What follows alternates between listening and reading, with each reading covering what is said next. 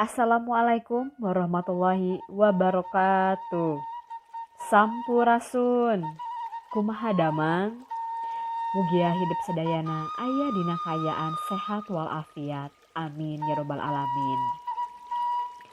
Sapertos biasa, setacan ngawitan diajar, hayu urang ngaduaan sesarengan dumasar kana kapercayaanana masing-masing, supados naon-naon kurang dipika maksad, kalayan lancar tiasa kalaksana. Ngadoa dumasarkan kepercayaan masing-masing dikawit. Bismillah. Rengse. Dina pengajaran bahasa Sunda dinten ayeuna hidup baris diajar ngeunaan wangun karya sastra Sunda.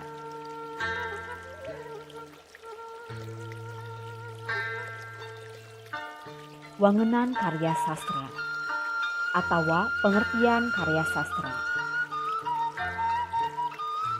Karya sastra nyaeta karya seni anu digelarkeun ngagunakeun basa, boh lisan atawa tulisan. Lolobana mangrupa wangun tulisan. Aya oge anu nepikeun yen nu dimaksud karya sastra nyaeta tulisan nu endah.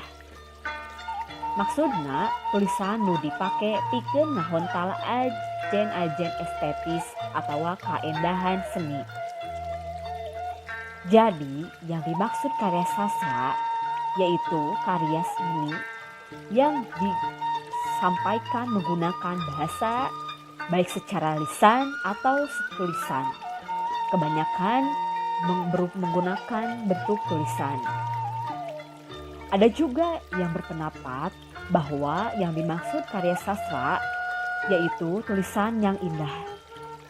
Maksudnya tulisan yang dipakai untuk mencapai nilai-nilai estetis atau keindahan seni.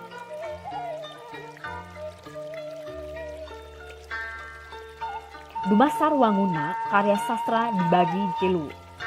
Berdasarkan bentuknya karya sastra dibagi 3 bagian, yaitu yang pertama ada puisi. Anu kedua nyata prosa. Anu katilu nyata drama.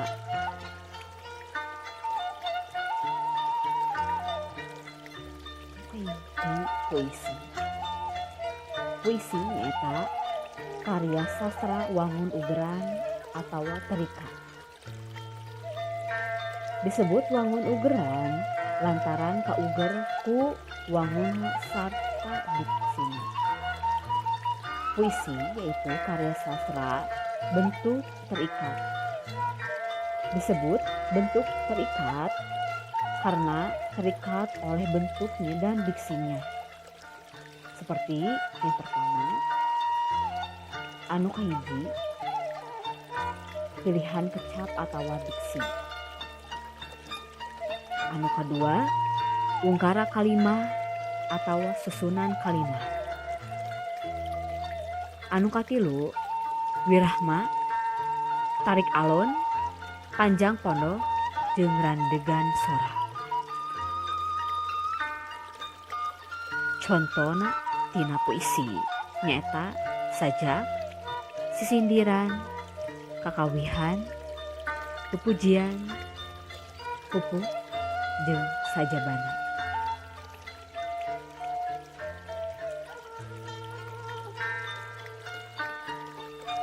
Puisi dina basa Sunda. Kumaha ari puisi dina basa Sunda? Dumasa waktu gelarna, puisi dibagi 2. Berdasarkan waktu diciptakannya, puisi dibagi 2. Anu kahiji aya puisi buhun. Di antarana pupuh, sisindiran, kakawihan, pupujian, mantra, jeung sajabana. Muka 2 puisi modern contohna sajak.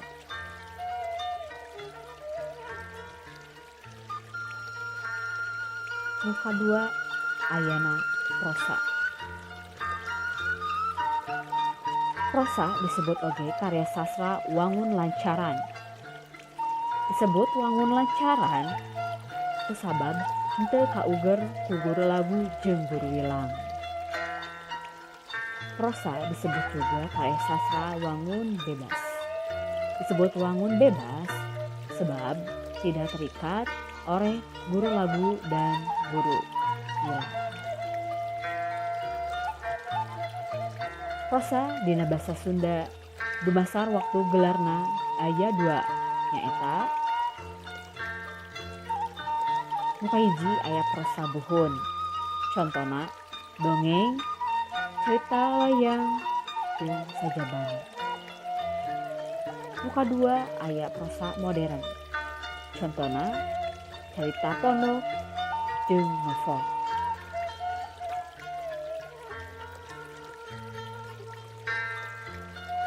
Nu katilu aya drama.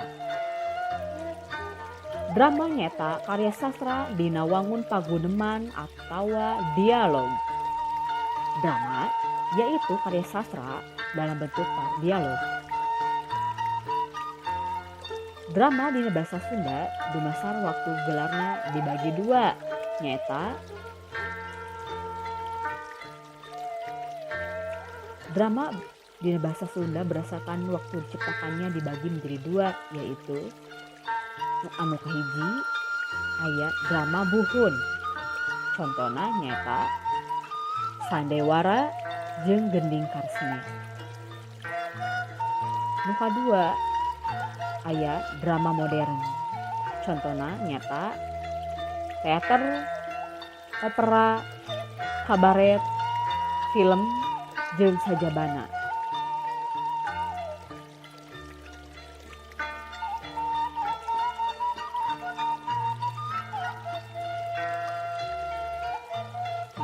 Jantan. Jadi, drama dalam bahasa Sunda berdasarkan waktu gelapnya dibagi menjadi 2 bagian. Yang pertama ada drama buhun. Drama buhun itu drama zaman dahulu. Nah, contohnya yaitu ada Sandiwara serta Gending Karesmen. Nah, nanti kita bahas lebih lanjut mengenai Gending Karesmen juga. Serta yang kedua ada drama modern.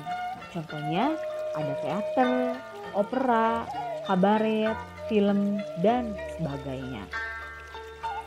Nah, saatos hidup rengse ngaregep ke ieu video hidup dilajeng kana pancen nyaeta penugasan. Bikin pancena ku ibu di japri di classroom. Kukituna hidup saatos ngagepkeun ieu materi buka aplikasi Google Classroom. Tekaraos pangajaran basa Sunda dinten ayeuna atos rengse. Mugia aya manfaatna saskieureun sabenjeureun. Hapunten ibu tina sabudaya kalepatan. Wabillahi taufiq wal hidayah. Wassalamualaikum warahmatullahi wabarakatuh.